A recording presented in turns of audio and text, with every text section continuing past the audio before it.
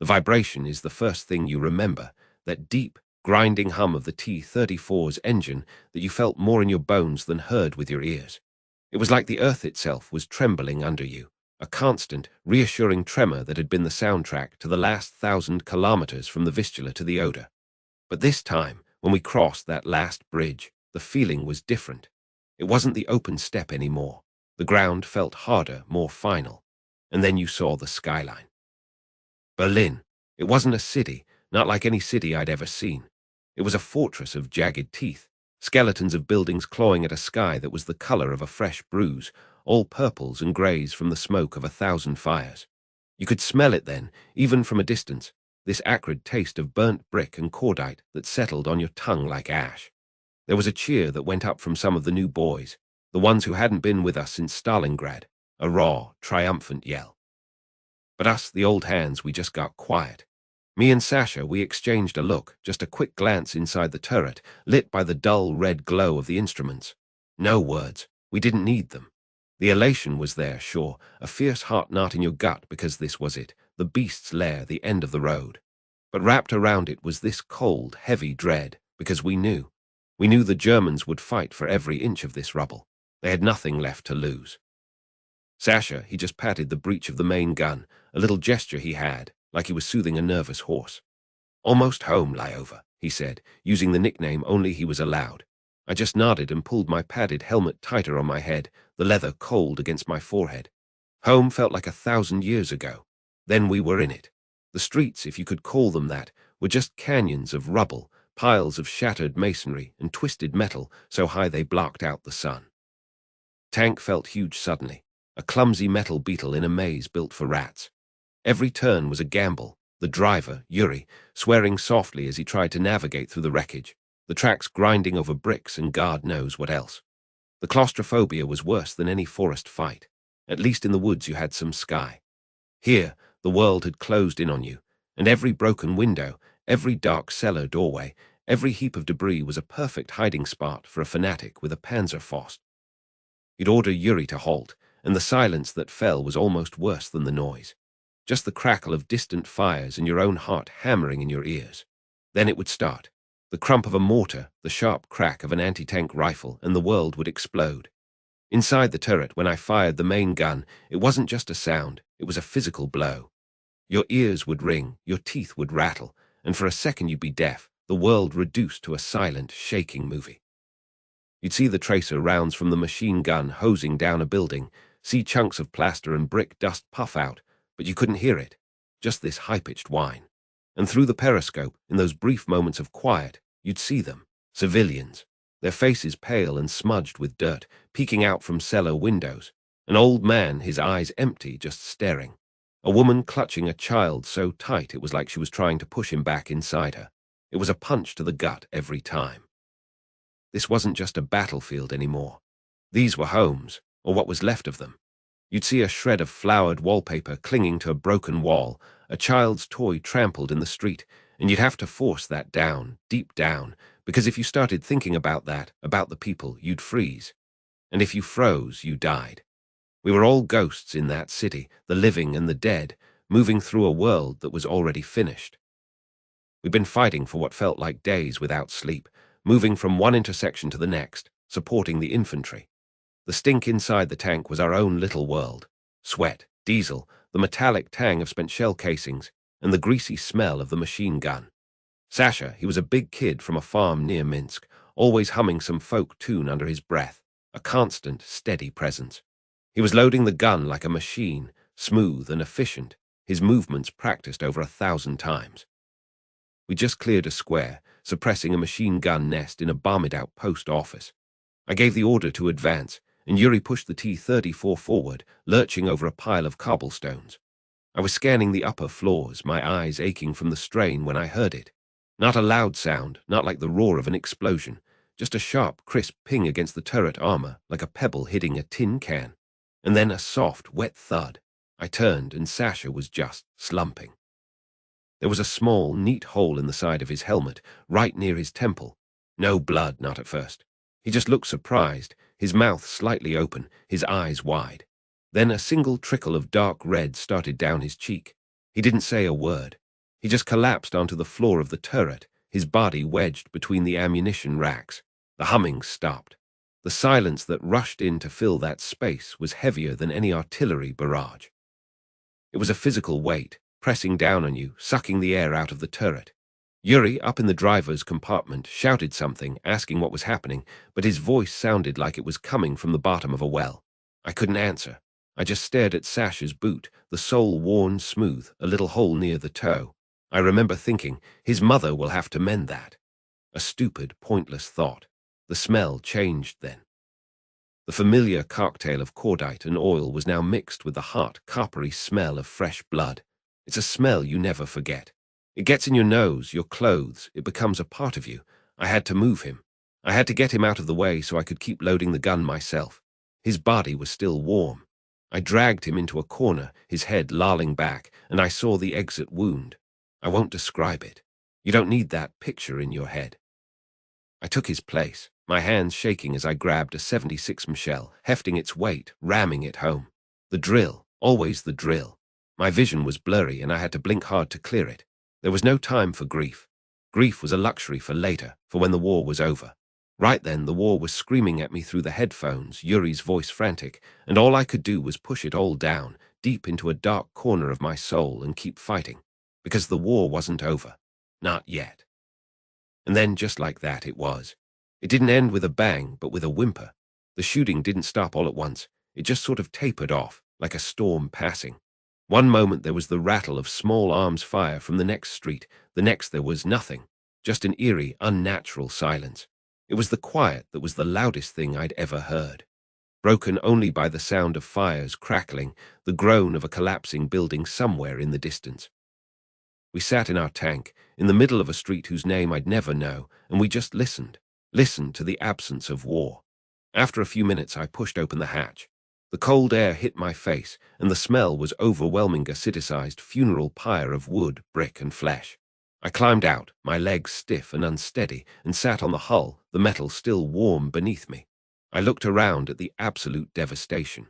It was like the world had ended, and in a way it had.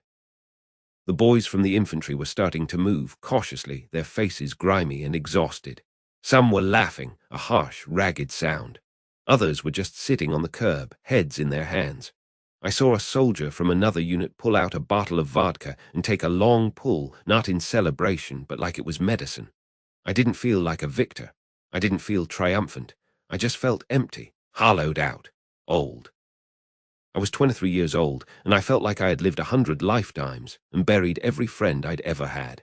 I lit a cigarette, my hands trembling so bad I could barely get the match to strike. The smoke tasted like nothing. I looked back down into the turret, at Sasha's boots still sticking out. The job wasn't done. We had to get him out, give him a proper burial, or as proper as it could be in this hellscape. But first, I had to do something else. I fumbled in my tunic pocket and found my notebook, the pages grimy and dojed, and I started to write. I wrote a letter to his mother. I told her that her son was a hero, which was true. I told her he died quickly without pain, which was a lie. I told her he spoke of her often, which was also true. He talked about her pickles and the way she sang when she was hanging the laundry. I wrote page after page, pouring out everything I couldn't say to his face when he was alive. And when I was finished, I knew I could never send it. What good would it do? It wouldn't bring him back. It wouldn't fill the hole he left in the world. So I folded it up small and tight, and I put it back in my pocket. It's still there, I suppose. A piece of paper that can never be sent, for a boy who can never come home. That's what victory tasted like to me that day. It tasted of ashes and blood, and it left an emptiness inside that the years have never quite filled. We won. But sitting on that tank, watching the smoke rise over Berlin, all I could think was, at what cost? At what terrible, terrible cost? You want to know what it was really like? Not the parades, not the medals, not the newsreels with the deep voice talking about our glorious advance. You want to know how we lived, how we lasted until Berlin. It wasn't about being a hero. It was about 1,000 little things, a set of rules we never wrote down, but we all followed, like a religion. Survival had its own rituals, its own prayers. Before a battle, the air would get thick, heavy with a silence you could almost taste. And in that silence, each of us had our own little dance. Sasha, my loader, he'd run his hands over every single 76 shell, checking for burrs on the casing, his lips moving silently like he was counting beads on a rosary. Peter, the driver, he'd tap each pedal 3 times with his boot, left, right clutch, a superstitious rhythm that he swore kept the transmission from grinding itself to dust. And me, I traced the outline of a little bird, carved from a piece of pine that my younger sister had given me. It was rough, clumsy, but it fit perfectly in the palm of my hand. I kept it tucked right next to the vision slit, where I could see it. It wasn't about believing in magic, not really. It was about having a piece of home, a reminder of a world where things weren't made of steel and fire. Then, just before we buttoned up, I'd pull out a papirosa, one of those cheap, harsh cigarettes, and we'd all take a drag. Just one cigarette passed around between the 4 of us, no words. We'd just look at each other, inhaling that bitter smoke, and in that look was everything we couldn't say. See you on the other side. Or maybe, goodbye. We never knew which it was. Inside that T-34, it was a world of its own, a deafening, oily, hot metal world. You didn't just drive it, you learned its language. At first, it was just a roar, a constant thunder that vibrated right through your bones. But after a few months, you learned to listen. You could hear a faint whine in the engine that meant a bearing was going bad, a hesitation in the gears that Peter could fix with a wrench, and a curse before it left us stranded. But the sound I'll never forget, the sound that still rings in my ears some nights, was the bell. That's what we called it. When a German shell, a Panzer round, hit our sloped armor and didn't penetrate, it didn't sound like an explosion. It was a deep, resonant, deafening gong that shook the entire hull. For a second you'd be stunned, your ears ringing, and then the relief would wash over you so hot you'd feel dizzy. Someone would always shout, "The bell rings for us, not for them." And we'd let out a shaky laugh, the kind that's right on the edge of screaming. In those moments you didn't need words. A shell would land nearby, the tank would lurch, and I'd catch Sasha's eye, just a look. His face would be pale, smeared with grease and sweat, but he'd give a tiny nod and I'd nod back. That was all. It meant, I'm still here, you're still here, we're okay. We communicated in grunts and gestures, a language of survival born in that cramped, smoky interior that smelled of diesel, sweat, and fear. That fear was a constant companion, a cold stone in your gut. But you couldn't let it rule you. So we made jokes. Dark, terrible jokes that would probably horrify anyone who wasn't there. We named our tank Grab, the coffin, because what's the point of tempting fate? When a German artillery barrage would start, the ground shaking like an earthquake, we'd say, "Well, Ivan's playing his music again, time to dance." Or when we'd see a burned-out husk of one of our tanks on the side of the road, we'd just say, "Looks like they got their ticket home early." It sounds cruel, but it was the only way to keep from going mad. It was either laugh or start crying and never stop. We were kids, most of us. I was 22, and I was the old man, the commander. We missed home with a physical ache. Sasha would talk for hours about his mother's potato pancakes, describing the smell of the onions frying until we could almost taste it. Peter, who was from Odessa, would tell us about the girls by the sea, the feel of the sun on his skin. We were fighting for the motherland, yes, but in our hearts we were fighting for a memory, for the chance to feel something simple and good again. And between the fighting, there was the scrounging.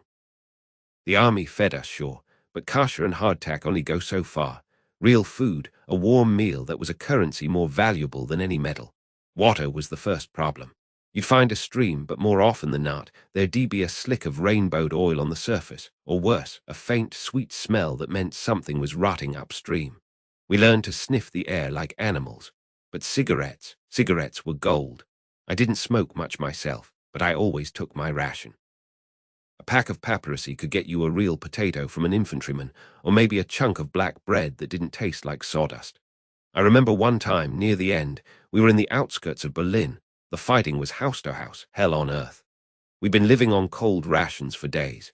We pushed forward through a shattered neighborhood, the smell of cordite and burning plaster choking the air, and we smelled it, roasting meat. It was a smell so out of place it stopped us dead. Peter killed the engine and we listened. It was coming from the basement of a half-collapsed house. We went in, our submachine guns ready, expecting an ambush. But it was just a German family, an old man, a woman, and 2 kids huddled around a small stove, a skinny rabbit cooking in a pot. They looked up at us. These dirty, exhausted Soviet soldiers, and the terror in their eyes was absolute. They thought we were going to kill them, take what little they had. We could have. No one would have known. We were hungry, and they were the enemy. But the little girl, she couldn't have been more than 5. She had the same wide eyes as my niece back in Smolensk. I looked at my crew, at Sasha, and he just shook his head slowly. We were all thinking the same thing. I lowered my gun and just said, "Kartoffeln, potatoes." The old man, his hands shaking, pointed to a sack in the corner. We took a few potatoes, nothing more, and left them there rabid. We didn't say a word as we walked out. We just found a quiet corner, built a small fire, and roasted those potatoes. It was the best meal I ever had. It wasn't about the food. It was about remembering that we were still men, not animals. At night, when the fighting stopped, the cold would set in. Spring in Germany is still cold, especially when you're sleeping on the ground. The tank held the day's heat for hours, the engine block radiating a warmth that felt like a gift from God. We'd curl up against the hull, right next to the engine compartment, a pile of filthy, exhausted men, sharing whatever blankets we had scavenged. You'd feel the warmth seep into your aching bones, and you'd hear the snores and breathing of your crew, the only sound in the sudden, eerie quiet. That was our brotherhood. It wasn't something we talked about. It was in the way we slept back to back for warmth, the way we instinctively divided the last piece of bread, the way we knew when one of us was having a bad night, just by the sound of his breathing. We were closer than brothers, because brothers have a choice. We were bound together by steel and survival. We made a promise to each other early on, after we lost our first crew member, a young kid named Mikkel, to a sniper. We promised that if one of us didn't make it, the rest would write to his family. We wouldn't tell them the ugly truth, the mess, the fear. We'd tell them he died quickly, that he was brave, that he didn't suffer. It was a lie, of course. Everyone suffers. But it was a lie we owed each other, a last gift to the people back home who needed a hero, not the broken, dirty reality. That's the thing they never tell you. The grand strategy, the arrows on a map that was for the generals. For us, it was about the mud on your boots, the taste of fear in your mouth, the weight of a friend's body when you had to pull him out of the turret. It was about the small, stupid things that kept you human. I remember rolling into Berlin, finally, the streets a chaos of rubble and fire and screaming. The Reichstag was ahead, that big dome our final objective. There was shooting everywhere, the crack of rifles, the BRRRP of machine guns, the crump of mortars. Our tank was rumbling down a street, and I was up in the cupola, my goggles on, scanning for targets. And right there in the middle of hell I saw a cat. A scrawny black and white cat, sitting on a pile of broken bricks, calmly washing its face. It was so absurd, so out of place, that I just started laughing. I laughed until tears were mixing with the grime on my cheeks. Sasha shouted up, "What is it, Commander? What's so funny?" I just shook my head and said, "Nothing, Sasha, nothing at all." That cat going about its life in the middle of the apocalypse, that was the unspoken rule right there. Life finds a way. You find your rituals, your little bird carving, your shared cigarette, your dark jokes. You cling to the men next to you because they are the only thing that's real. And you just keep going, one clanking, terrifying, bell-ringing meter at a time, until there's no more road left to travel. And when it's finally over, you don't feel like a hero. You just feel tired. And you remember the faces of the men who didn't make it, the ones you promised to lie for. And you realize that the real victory wasn't taking Berlin. It was surviving with just enough of your soul left to miss the ones you lost. My dear Misha, if I could write a letter to the boy I was back in 41, that fresh-faced kid who thought he knew something about hardship because he'd once mucked out the stables in a winter blizzard, what would I even say? How do you put this feeling into words? Right now, I'm sitting on the back deck of my T-34, the metal still warm from the engine, the smell of diesel and cordite and something else. Something sour and sweet that's been hanging over this city for days, clinging to the back of my throat. Berlin. I say the name, and it feels like a stone in my mouth. I remember seeing it on a map in school, a dot, a capital, an idea. Now it's a graveyard of brick and bone, and I drove a tank through it. That's the first thing I'd tell that boy. You will drive a tank through a city you once saw on a map, and you will feel nothing but a grinding tiredness that has sunk so deep into your bones it feels like it's part of your skeleton. It's a fatigue that sleep doesn't touch. You can sleep for 10 hours and wake up more tired than when you laid down, because your mind doesn't sleep. It just keeps replaying the day, the sounds, the smells, the way that building crumbled like a child's sandcastle. That boy, he used to picture his mother's face when he was scared or lonely. He'd close his eyes and see her smiling, the way her eyes crinkled at the corners, the smell of fresh bread on her apron. I try to do that now, and I can't. Her face starts to form, and then it twists, it blurs, and it becomes the face of that German boy we found in the cellar outside of Poznan. Couldn't have been more than 16, just sitting there in the dark, his uniform too big for him, and the whole left side of his head was just gone. Or it becomes the face of Sasha, my first loader, when a piece of shrapnel from a Panzerfaust found the vision slit. I remember his expression, just for a second, wasn't pain, it was surprise, like he'd just been told a joke he didn't understand. So now, when I try to see my mother, I see them. They're all mixed up together, the living and the dead, and I can't separate them anymore. It's like my memory has become a flooded grave, and all the faces are floating up together. There are things, Misha, things I couldn't possibly describe to you, things that if I tried to write them down, the ink would probably curdle on the page. The smell. God, the smell. It's the first thing that hits you in a city like this, before you even see the destruction. It's a thick, oily smell that gets in your clothes, your hair, under your fingernails. It's burning wood and plaster, that's the first layer, like a bonfire. Then it's fabric, wool and cotton smoldering. But underneath that, there's something else, something sweet and rotten, like bad pork left out in the sun. You know what it is? Everyone knows, but you don't say it. You just breathe through your mouth and try not to think about it, but it doesn't work, it coats your tongue. You can taste it in your tea, in your black bread, it's always there. That's the smell of a city that's been fought over, street by street, room by room. And the prisoners. We'd round them up, these old men and boys from the Volksturm, their faces smudged with dirt and exhaustion, their uniforms a ragtag mess. They'd shuffle along with their hands on their heads, their eyes hollow, just empty. And you'd look at them, and you'd feel this rage, this hatred for what their country has done, for the miles of scorched earth they left behind, for my friends buried in foreign soil. But then you'd look closer into their eyes and you'd see it. Fear. The same gut-wrenching, paralyzing fear that we all feel, that has been our constant companion since Stalingrad. They were just boys like us, scared boys who wanted to go home. And seeing that, it does something to you. It doesn't make you hate them less, exactly, it just complicates the hate. It makes it heavier. Then there's the guilt. The small, shameful guilts that you bury deep because they're too ugly to look at. Like when Volodya, the new kid from Kursk, fresh off the replacement train, all bright-eyed and eager, was assigned to take point on a foot patrol through a factory complex. It was a death sentence, everyone knew it. Those buildings were full of snipers and fanatics with Panzerfausts, and I felt it. I felt a wave of relief so powerful it made me lightheaded, relief that it was him and not me. Not Ivan, my driver, not Peter, my gunner, him, the new guy. And an hour later, when we heard the single rifle shot echo through the factory halls, followed by silence, that relief turned to a shame so hot and sharp I thought I'd vomit. I never even learned his patronymic. That's the man I am now, Misha, a man who feels relief at another man's death. How do you write that in a letter home? How do you tell your family that you've become that? This war, it scrapes you out. It takes the person you were and leaves behind something else, something harder, something broken. My hands, see how they shake. Not much, just a little tremor. They only stop when I'm inside the tank, when my hands are on the controls, on the traverse wheel, when I can feel the vibration of the engine through the soles of my boots.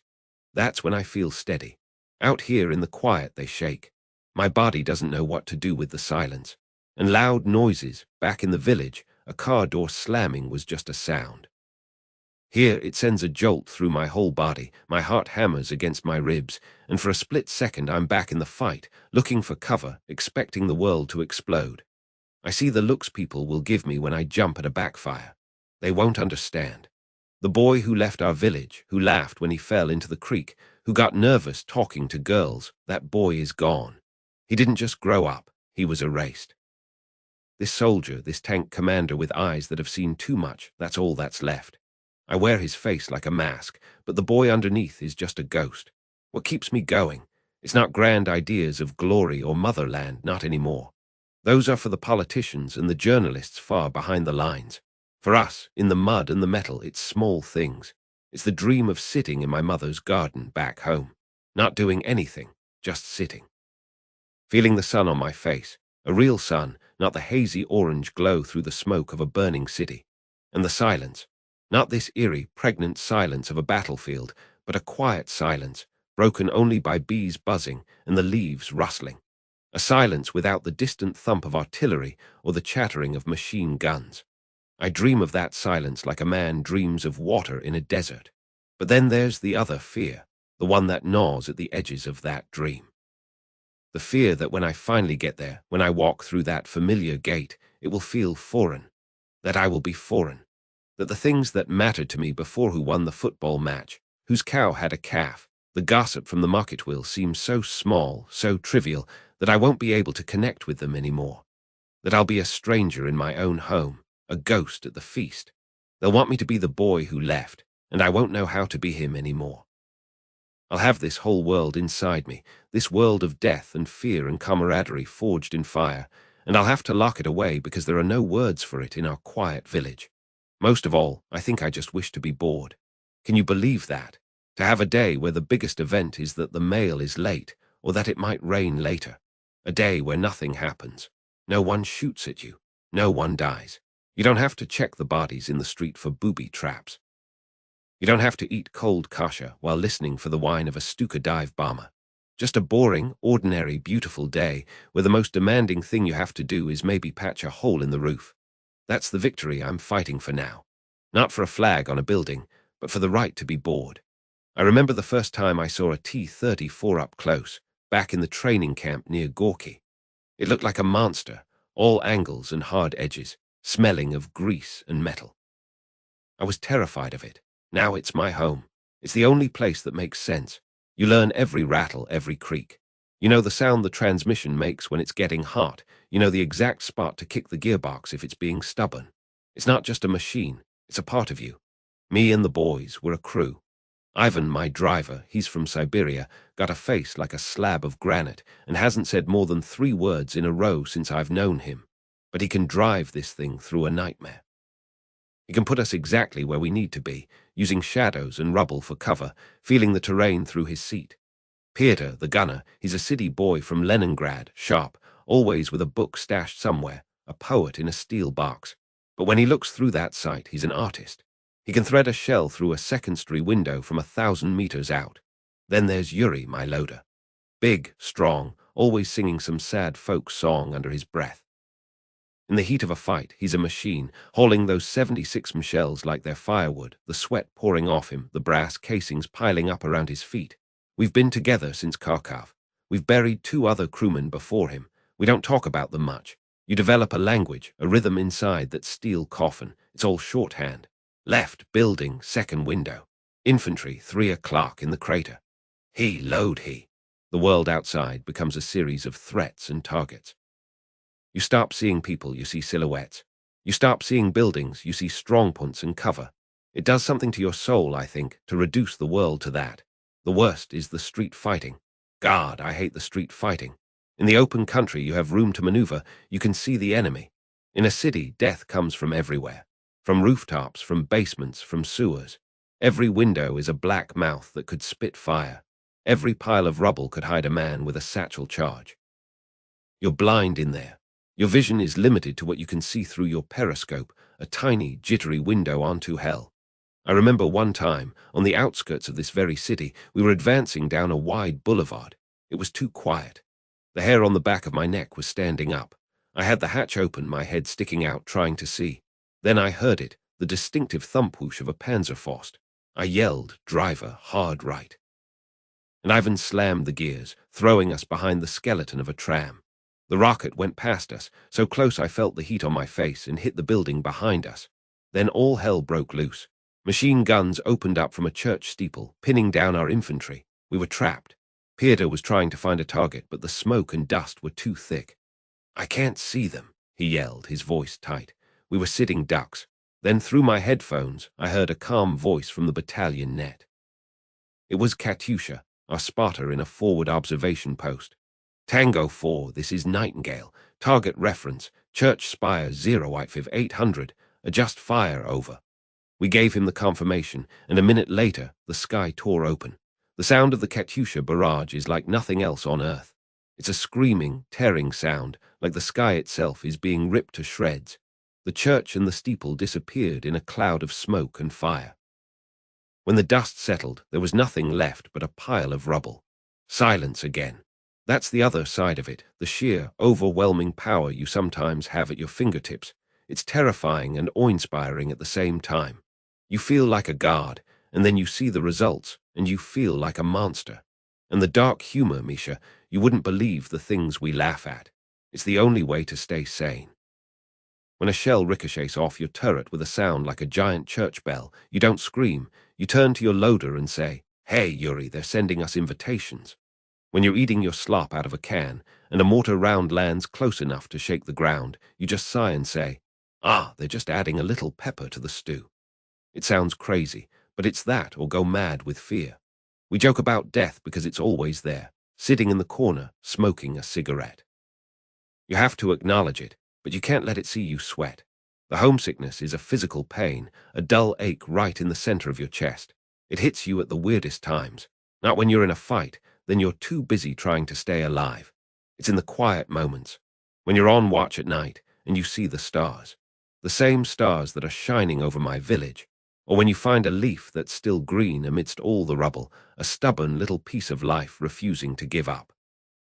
Or when you taste a piece of black bread that somehow, against all odds, tastes almost like the bread from home. Those little things, they break you open for a second. You remember that there's still a world out there, a world of normal things, of peace. And the distance to that world feels like an ocean you'll never be able to cross. I think about my mother's hands. She had these rough, capable hands, always working. I remember her kneading dough, her fingers pressing and folding. I remember the smell of that dough, yeasty and warm. I remember my father, sitting by the fire in the evening, mending a harness, his glasses perched on the end of his nose. He'd detail stories about his father, about the old days. Simple stories.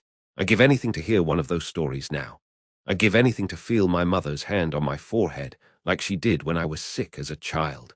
That's the treasure, Misha. It's not in the banks we've looted or the watches we've taken from the dead. It's in those memories, those tiny, fragile moments of peace and love. They're the only things the war hasn't been able to touch, because they're locked away safe inside me. But they're also the things that hurt the most to remember, because they remind me of what I've lost, of what I might never get back. So I don't know, Misha. I don't know what I'd say to that boy. Maybe I'd just look at him, at his clean, unscarred face, his eyes that still haven't seen the things they're going to see, and I'd say nothing. I'd just let him have his innocence for a little while longer, because once it's gone forever. This letter, it's one I'll never send. I'll probably burn it. These aren't things you put in a letter. These are things you carry with you, like shrapnel too close to the heart to remove. Maybe, one day, if I make it home, I'll try to tell you. We'll sit on the porch, and I'll try to find the words. But for now, the only thing to do is to keep going. To wake up tomorrow, to check the tracks on the tank, to make sure the boys are fed, to look at the map and see what street we have to fight down next. One more day, that's all it is.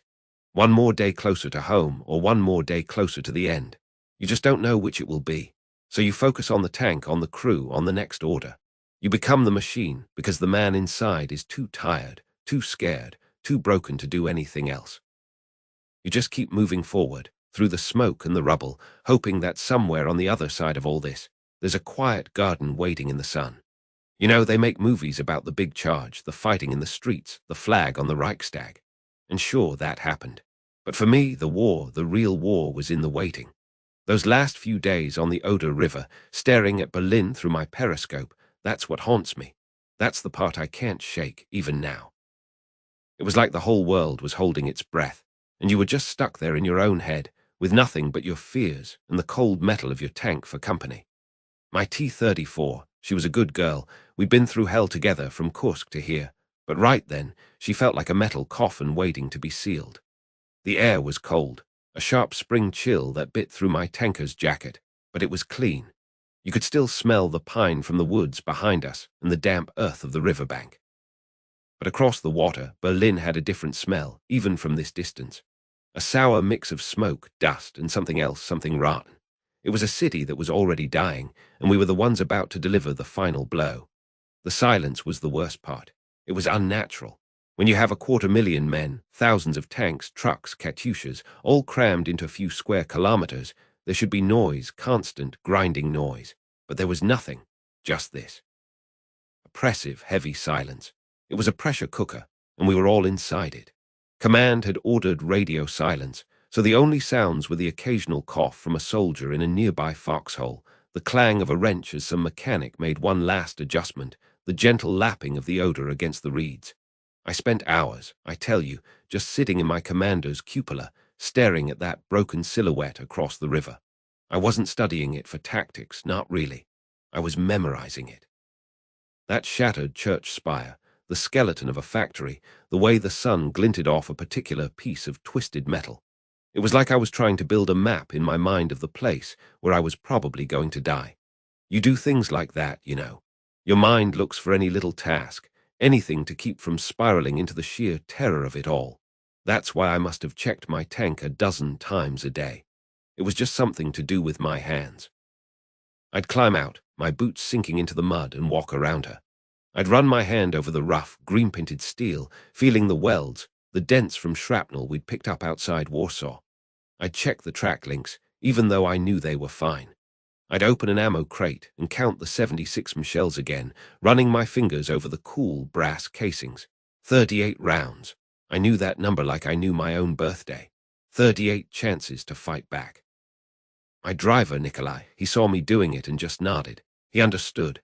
He was down underneath, checking the torsion bars, his face smeared with grease.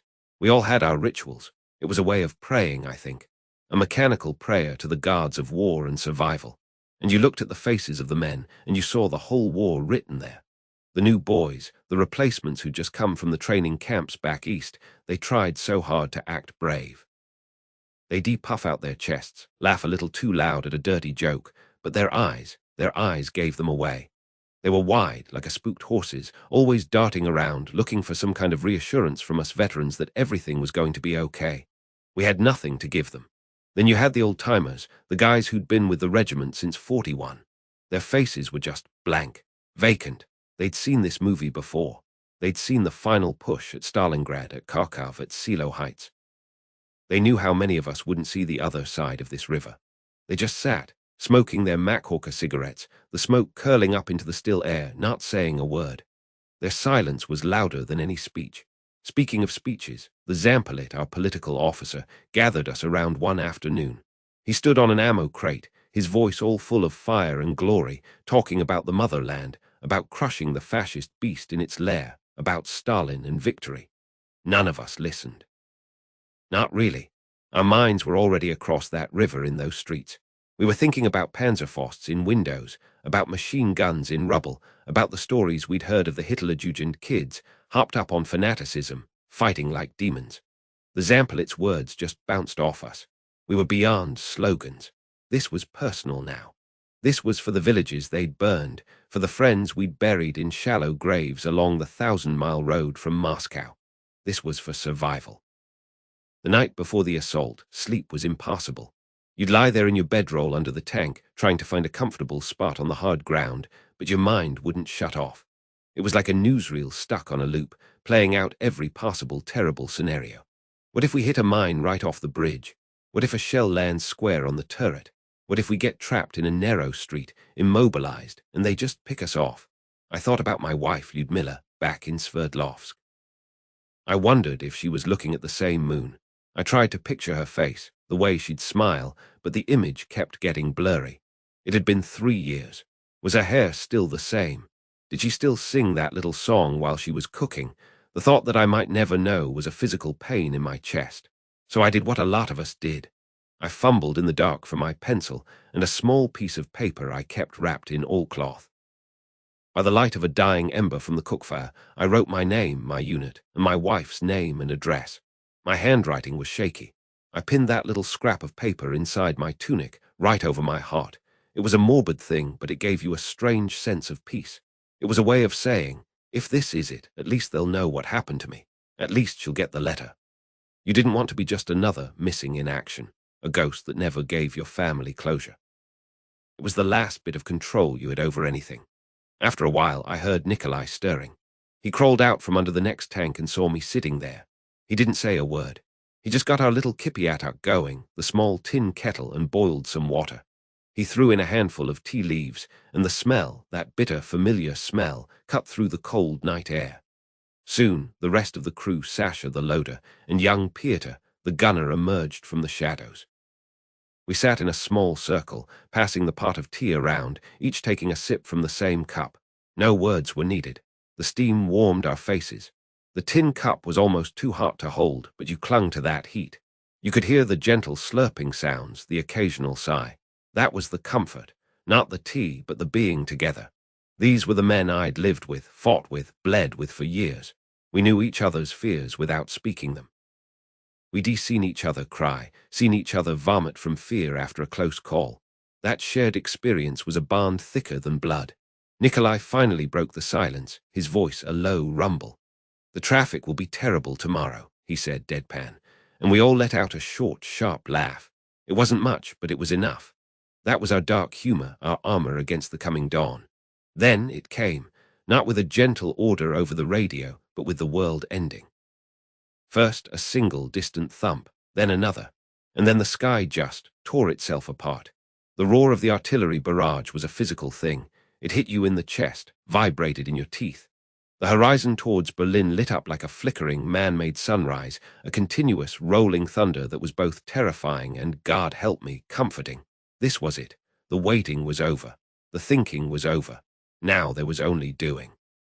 The sound was so immense it felt like silence, like your ears had just given up and shut down. Flares started shooting into the sky, green and red, the signal to move out. I took one last look at the faces of my crew in the hellish, flickering light. Their eyes were wide, but they were focused. They were ready. I climbed up into the turret, my hands moving on their own, familiar with every hatch and handle. As I dropped down into my seat, I reached forward and squeezed Nikolai's shoulder. He was already in the driver's compartment, his hands on the levers. He didn't look back, just reached up and gripped my hand for a second, a hard, strong grip. That handshake said everything. "Good luck, brother. See you on the other side. Let's get this over with." I pulled the hatch down over me, the familiar, claustrophobic darkness of the fighting compartment closing in, smelling of oil, sweat, and cold metal. I put on my headphones, and the world outside became a muffled boom. "Driver, start her up," I yelled into the mic. Nikolai hit the starter, and the V12 diesel engine coughed, sputtered, and then roared to life, a deep guttural sound that vibrated through the entire tank. The floor plates shook beneath my feet. Through my periscope, I saw the tank in front of us lurch forward, its exhaust belching black smoke.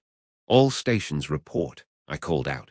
Sasha and Pieter sounded off, their voices tight but clear. "Forward, Nikolai, follow them." He engaged the clutch, and with a jolt that threw me back against my seat, my T-34 lurched into motion. We were moving. We were crossing the start line. My stomach dropped, like I was on a roller coaster, and my mind, which had been racing for days, just went blank. There was no more fear, no more memory, no more future. There was only the periscope's greenish view of the road ahead, the deafening roar of the engine, and the city of Berlin waiting for us in the smoke and the flames. The long wait was over. The storm had begun. They gave me my first T-34 in the spring of '43, somewhere in the muck and the thaw west of Moscow. You have to understand, it wasn't just a machine. To us, it was a cathedral of steel, a moving fortress that smelled of diesel, grease, and hope. I was just a boy from a village near Sverdlovsk, a kid who'd been driving tractors since I could reach the pedals, and suddenly they were putting this magnificent beast in my hands and calling me commander. The pride, it was a physical thing, a warmth in your chest that fought off the last of the winter chill. And then they gave me my crew. That's when the machine became a home. There was Ivan, my loader, built like a bear with hands that could cradle a 76 shell like it was a newborn lamb. He had this low, humming thing he did, a folk tune from his village, a constant, buzzing comfort during the long, grinding marches. You'd hear it over the engine's roar, a steady vibration in the metal around you. And Pieter, my driver-mechanic. Pieter could listen to the engine the way a doctor listens to a heart. He'd cock his head, frown, and say, "The fuel pump is complaining again, Captain," and he'd be right. He had a little leather pouch full of tools he'd made himself, bits of filed-on metal that were worth more than any official issue. Then there was Mikkel, the gunner, quiet, serious, with eyes that saw everything. And young Sasha, the radio operator, all of 17, who still had pictures of his sisters tucked into his cap. We were a family, crammed into that roaring, shaking metal box. We learned each other's smells, the way we breathed when we were scared, the stupid jokes we tell to keep the darkness at bay. We had this naive, unshakable belief, a faith really, that our steel beast would keep us safe from anything. The world outside could be hellmortars screaming, machine guns stitching the earth, but inside, we were invincible. We'd de-share a chunk of black bread, pass a flask of samagan that burned your throat, and watch the world roll by through our periscopes, thinking we were the masters of it all. That innocence, it's the first thing the war takes from you. It doesn't take it with a bang, but with a silence. The first time we took a direct hit, it wasn't a movie explosion. It was a sound like the world cracking in half, a deafening clang that rang through the steel and threw us against the walls. The lights flickered, smoke poured in, thick and chemical. We were choking, cursing, our ears ringing. When the dust settled and the frantic checking began, Ivan, Peter, Sasha. We were all answering, all coughing, all alive. But Mikkel didn't answer. A fragment, they said later, no bigger than a finger, had found its way through a vision slit. There was no blood, no dramatic scene. He was just gone, leaned back in his seat as if taking a nap, but his eyes were open, staring at nothing. The shock wasn't in the noise, it was in the quiet that followed. The hum was gone. Ivan stopped humming. Peter's tools were silent. The only sound was the engine, still running, a stupid, loyal animal that didn't know its heart had been torn out. The most painful duty, the one they never train you for, is clearing out a man's personal effects. After they take the body away, you're left with the ghost of him. You have to open his little storage locker, and the smell of him hits Yauhai's tobacco, the soap from home. Mikkel had a photograph of his wife, a tiny, faded thing, tucked into the rim of his periscope. He said it brought him luck. I had to take it out. My hands were shaking so bad I could barely grip the paper. There was a half-finished letter in his pocket, a drawing his daughter had made. These weren't just things, they were a life interrupted. You stuff it all into a sack, and it feels like you're stealing from a ghost. They gave us a new T-34 a week later, fresh from the factory. It smelled new, of fresh paint and clean metal, but it felt hollow. When we climbed in, we didn't speak. We just took our seats, and that's when the superstition started. Someone, I think it was Ivan, whispered, "Don't say his name in here. Not in the new one. You'll attract his ghost." It was nonsense, of course, the kind of desperate magic soldiers invent to make sense of the senseless. But we all obeyed it. We talk about him outside, by the campfire, but inside the tank he was him, or the gunner before. We were afraid that if we said Mikkel out loud in that new, clean space, the memory of his death would seep into the welds, that the new tank would become just another tomb. But the ghosts came anyway. They didn't need an invitation. They came with every new crewman who replaced a lost friend. You'd look at the new gunner, a kid from Kazakhstan with a nervous smile, and you'd still see Mikkel's steady hands. You'd hear a different tune on the march, and your heart would ache for Ivan's hum. The tank was never empty after that. It was always full of the men who weren't there. I lost my first T-34 outside of Kharkiv. A German Panzerfaust, fired from a window, hit us in the tread. We managed to bail out, scrambling into a ditch as she burned. Peter and I watched from cover, and it was like watching a loved one die. The flames licked out of every hatch. The ammunition started cooking off, popping and cracking inside her hull. We burned for what felt like hours, until all that was left was a blackened skeleton in a field, her turret tilted at a crazy angle. We had to march on to the next depot to get a new tank, but I looked back just once. That image is seared into my mind. My first home, my cathedral of steel, reduced to a corpse, and that became the pattern of the war. The tanks we left behind were like graves marking our advance. You'd see them littering the landscape, these silent, broken monuments. A T-34 with its turret blown clean off, sitting in a river. Another one buried nose first in a crater. Every one of them had a crew, a story, a family like ours. And every time we were assigned a replacement tank, it felt haunted. You'd climb into a vehicle that had seen battle, and you'd find the traces of other men. A smear of blood on the radio that someone had tried to wipe clean. A forgotten photograph of a smiling woman wedged into a crack near the driver's seat. A name scratched into the paint inside the turret. Vasily. You wonder who Vasily was, whether he made it, whether this tank had been his coffin. We never talked about it directly, but we all felt it. The tank wasn't just a machine. It was a vessel carrying the echoes of all the men who had fought and died in it before us. We were just the current tenants in a house full of memories. By the time we drove into Berlin, I was on my fourth T-34. I was a veteran, an old man at 23. The city was a nightmare of rubble and fire. The sounds were different from the open battles. The fighting was close, intimate, from building to building. The smell, God, the smell of Berlin. It was dust and smoke and cordite, and underneath it all, the sweet, rotten smell of death. We pushed down these cobblestone streets, past shattered monuments and burning trams. The buildings leaned over us like rotten teeth.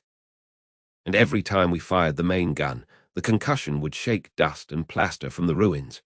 Inside the tank, it was the same as always, the roar, the heat, the smell of sweat and fear.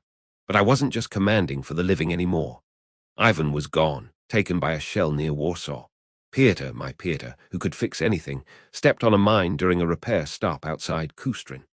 Sasha, the kid with the pictures of his sisters, caught a sniper's bullet during a reconnaissance dismount. The seats around me were filled with new faces, good men, brave men, but strangers. The ghosts were my real crew now. I could feel them with me. In a tight spot, when I had to make a split-second decision left or right, fire or hold, I'd sometimes speak to them in my head. Peter, which way? The bridge looks weak. It was madness, I know, but it was a comfort. It felt like I was carrying them with me, that their war wasn't over until mine was. I made a vow to them in the roaring silence of that final drive. I swore I would remember every name, every face, every stupid joke, and every shared piece of bread. Long after the last shot was fired, I would remember. The war ends on paper with signatures and parades. But for the soldier, it never really ends. You drive out of the ruins, you go back to your village, you try to build a life. But you're never alone. You're always driving with ghosts. They sit with you at the dinner table. They walk beside you in the fields. And sometimes, on a quiet night, if I close my eyes, I can still hear the rumble of the engine, the smell of diesel, and Ivan humming his low, steady tune, keeping time as we roll on, forever young, forever riding into the fire.